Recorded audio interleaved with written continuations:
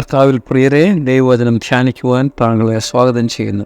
ഏലിയാവിൻ്റെ നിയോഗത്തെക്കുറിച്ച് നമുക്ക് ചിന്തിക്കാം. 1 രാജാക്കന്മാർ 17 അധ്യായം 1 വാക്യത്തിൽ ഏലിയാവ് ഇസ്രായേലിലെ ആഹാബ് രാജാവിനോട് സംസാരിക്കുകയാണ്. ഞാൻ പറഞ്ഞിട്ടല്ലാതെ ഈ നാളുകളിൽ മഞ്ഞോ മഴയോ ഉണ്ടാകുകയില്ല എന്ന് ഒരു ദൂത് കൊടുക്കുകയാണ്. ഇതിന് ശേഷം 1 രാജാക്കന്മാർ 17:3 ദൈവം ഏലിയാവിനോട് പറയുകയാണ്, നീ ഇവിടെ നിന്ന് പുറപ്പെട്ട് കിഴക്കോട്ട് എന്ന് യോർദാന് കിഴക്കുള്ള ഖരീത്ത് തോട്ടിനരികെ ഒളിച്ചിരിക്കുക. 4 വാക്യം, തോട്ടിൽ നിന്ന് നീ കുടിച്ചുകൊള്ളണം, അവിടെ നിനക്ക് ഭക്ഷണം തരേണ്ടതിന് ഞാൻ കാക്കയോട് കൽപ്പിച്ചിരിക്കുന്നു. 5 വാക്യം, അങ്ങനെ അവൻ പോയി യഹോവയുടെ കൽപ്പന പ്രകാരം ചെയ്തു. അവൻ ചെന്ന് യോർദാന് കിഴക്കുള്ള ഖരീത്ത് തോട്ടിനരികെ പാർത്തു. 6 വാക്യം, കാക്ക അവന് രാവിലെ അപ്പവും ഇറച്ചിയും വൈകുന്നേരത്ത് അപ്പവും ഇറച്ചിയും കൊണ്ടുവന്ന് കൊടുക്കും. തോട്ടിൽ നിന്ന് അവൻ കുടിക്കും. മലയാളത്തിൽ കാക്ക എന്ന ഏകവചനമാണ് ഉപയോഗിച്ചിരിക്കുന്നത്, എന്നാൽ ഇംഗ്ലീഷിൽ റേവൻസ് എന്ന് ബഹുവചനമാണ് ഉപയോഗിച്ചിരിക്കുന്നത്. ഒന്നിലധികം കാക്കകളെ ദൈവം ഉപയോഗപ്പെടുത്തി എന്ന് വേണം മനസ്സിലാക്കാൻ. And the ravens brought him bread and flesh in the morning and bread and flesh in the evening and he drank of the brook. കുറച്ച് കഴിഞ്ഞ് എന്ത് സംഭവിച്ചു? 1 രാജാക്കന്മാർ 17:9 അവിടുത്തെ വെള്ളം വറ്റിപ്പോയി. അതിനുശേഷം ദൈവം അവനോട് പറയുകയാണ്, നീ എഴുന്നേറ്റ് സീദോനോട് ചേർന്ന് സാരഫാത്തിലേക്ക് ചെന്ന് അവിടെ പാർക്കാം. നിന്നെ പുലർത്തേണ്ടതിന് അവിടെയുള്ള ഒരു വിധവയോട് ഞാൻ കൽപ്പിച്ചിരിക്കുന്നു. അവിടെ പോയി താമസിക്കുമ്പോൾ എന്ത് സംഭവിക്കുന്നു? 1 രാജാക്കന്മാർ 17:17 അനന്തരം വീട്ട് ഉടമക്കാരത്തിയായ സ്ത്രീയുടെ മകൻ ദീനം പിടിച്ച് കിടപ്പിലായി. ദീനം കടുത്തിട്ട് അവനിൽ ശ്വാസമില്ലാതെയായി.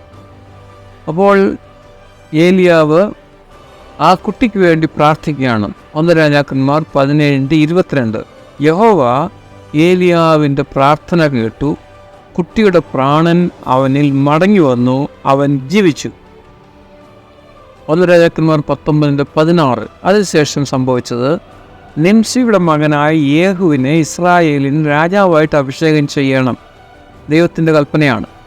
ആബേൽ മെഹോലയിൽ നിന്നുള്ള സാഫാത്തിൻ്റെ മകനായ എലീശായെ നിനക്ക് പകരം പ്രവാചകനായിട്ട് അഭിഷേകം ചെയ്യുകയും വേണം. 1 രാജാക്കന്മാർ 19:19 അങ്ങനെ അവൻ അവിടെ നിന്ന് പുറപ്പെട്ടു. സാഫാത്തിൻ്റെ മകനായ എലീശായെ കണ്ടെത്തി. അവൻ 12 ഏർ കാള കൂട്ടി ഒഴിവിച്ചു കൊണ്ടിരുന്നു. 12-ാമത്തേതിനോടുകൂടെ താൻ തന്നെ ആയിരുന്നു. ഏലിയാവ് അവൻ്റെ അരികെ ചെന്നു തൻ്റെ പുതപ്പ് അവൻ്റെ മേൽ ഇട്ടു. അപ്പോൾ ഏലിയാവ് ചെയ്ത കാര്യങ്ങൾ എന്തൊക്കെയാണ്? വിധവയുടെ മകനെ ഉയർത്തെഴുന്നേൽപ്പിച്ചു. എലീശായെ പ്രവാചകനായിട്ട് നിയമിച്ചു.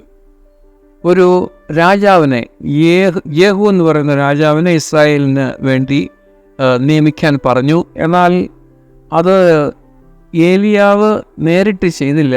ആ നിർദ്ദേശം എലീശായി കൊടുക്കുകയാണ്. അതിനെ സംബന്ധിച്ച് നമ്മൾ വായിക്കുന്നത് 2 രാജാക്കന്മാർ 9 അധ്യായം 1-2 വാക്യങ്ങളിലാണ്.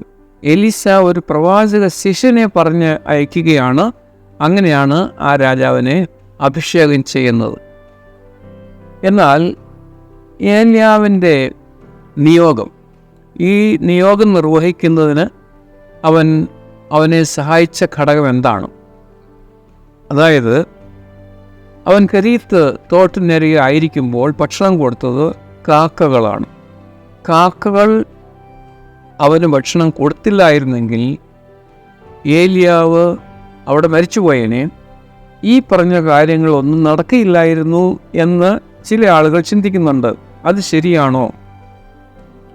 അതൊരിക്കലുമല്ല. എന്തുകൊണ്ടെന്നാൽ ദൈവം ഉദ്ദേശിച്ചിരിക്കുന്ന കാര്യങ്ങൾ, ദൈവത്തിൻ്റെ ഉദ്ദേശത്തെ പരാജയപ്പെടുത്താൻ കാക്കകൾക്കോ മനുഷ്യർക്കോ സാധ്യമല്ല. അതിൻ്റെ ഒരു ഉദാഹരണം ലൂക്കോസ് 19:40 നമ്മൾ കാണുകയാണ്. അതിനവൻ, ഇവർ മിണ്ടാതിരുന്നാൽ കല്ലുകൾ ആർത്തു വിളിക്കും എന്ന് ഞാൻ നിങ്ങളോട് പറയുന്നു എന്ന് ഉത്തരം പറഞ്ഞു. അതായത് യേശുവിനെ എഴുന്നള്ളിച്ച് യെരുസലേമിലേക്ക്, ട്രയംഫൽ എൻട്രി ഇൻ ജെറുസലേം, ഹോസന്ന വിളിച്ച് കുട്ടികൾ ആർത്ത് വിളിച്ച് യേശുവിനെ കൂട്ടിക്കൊണ്ടുവരികയാണ്. ആ സമയത്ത് യഹൂദന്മാർ അസൂയപ്പെട്ട് അവരോട് മിണ്ടാതിരിക്കാൻ കൽപ്പിക്കുക എന്ന് യേശുവിനോട് പറയുകയാണ്. പക്ഷേ യേശു എന്ത് പറഞ്ഞു? അതിനവൻ, ഇവർ മിണ്ടാതിരുന്നാൽ, ഈ കുഞ്ഞുങ്ങൾ മിണ്ടാതിരുന്നാൽ കല്ലുകൾ ആർത്ത് വിളിക്കും എന്ന് ഞാൻ നിങ്ങളോട് പറയുന്ന ഉത്തരം പറഞ്ഞു. അതിൻ്റെ കാരണം എന്താണ്? ഇത് ദൈവത്തിൻ്റെ പ്ലാനാണ്.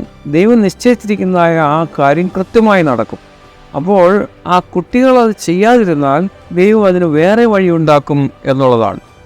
അപ്പോൾ കാക്ക ആഹാരം കൊടുത്തില്ലായിരുന്നെങ്കിൽ ഏലിയാവ് മരിച്ചു പോകുമായിരുന്നു, മറ്റു കാര്യങ്ങൾ ചെയ്യാൻ സാധിക്കില്ലായിരുന്നു എന്ന് ചിന്തിക്കുന്നത് ശരിയായിട്ടുള്ള കാര്യമല്ല.